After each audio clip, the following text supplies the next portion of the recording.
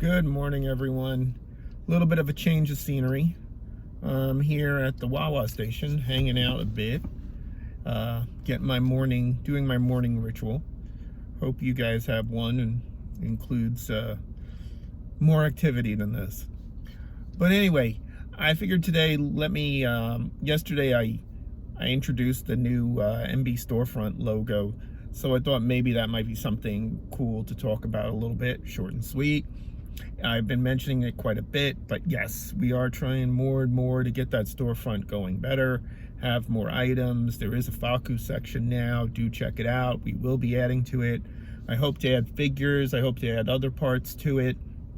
And yes, we also are now just introduced the logo, and I'm also trying to introduce a new discount. You could see the discount here.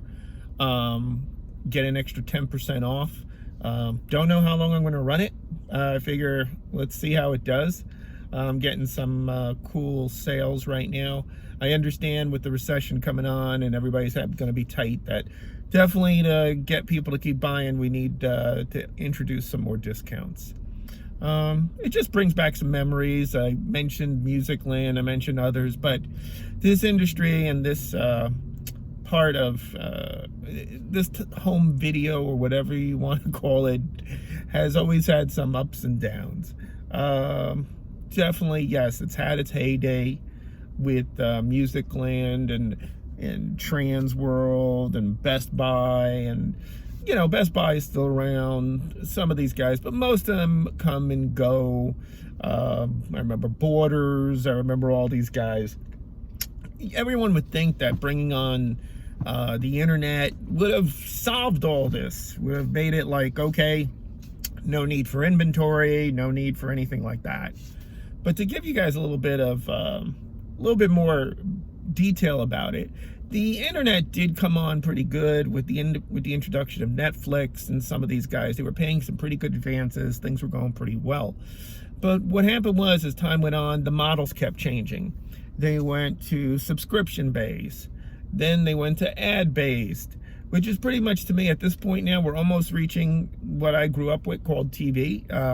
You know, you watch ads and you get to watch it for free, like Tubi and these guys. Those are the ones generating quite a bit. So what's happened now is basically with kind of it's not the death of home video, with the great decline in home video. And honestly, home video has kind of like revamped a little bit with collector sets and stuff like that. Home video went through first high prices, then went through bargain bin, trying to get like $10 stuff, then now up to collector stuff. So with that in mind, you know, what's happened was the internet, where it was gonna be, okay, we open it up to the world, we open it up to all this thing, has now become an issue of just nickels, dimes, and quarters, we call it. It's every view. I mean, some of the checks we get are pitiful.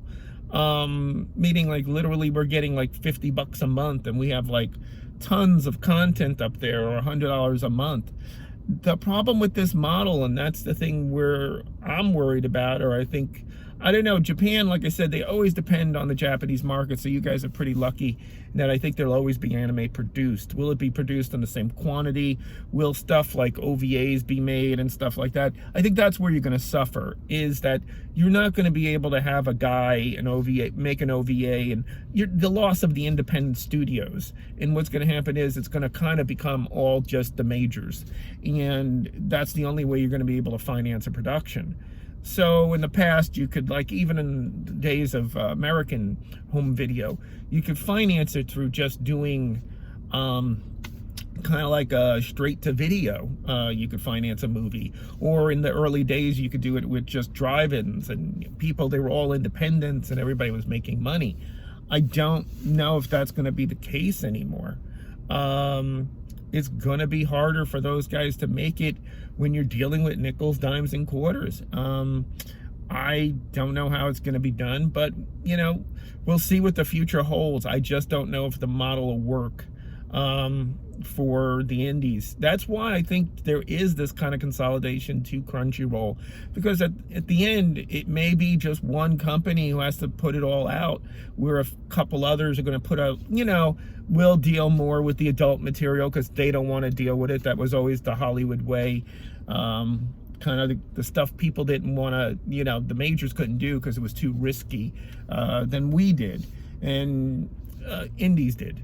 So we'll see what happens. It should be interesting over the next few years if consolidation keeps happening, and what's going to happen with also in Japan, as far as if the market really becomes just, even for them, less and less, and just will they be able to finance these productions? I do think you're going to lose creativity.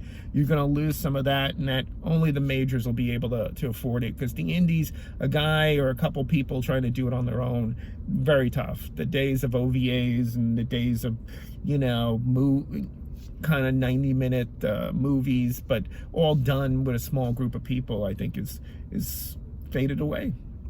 Well, that's my thoughts for today. And please do go to MB-Storefront, use the code, get some discount there. And we're getting ready for OhioCon. This is always a tough time for us because we have to get ready for the con and keep the orders flowing. All right? You guys have a great day. Talk to you soon.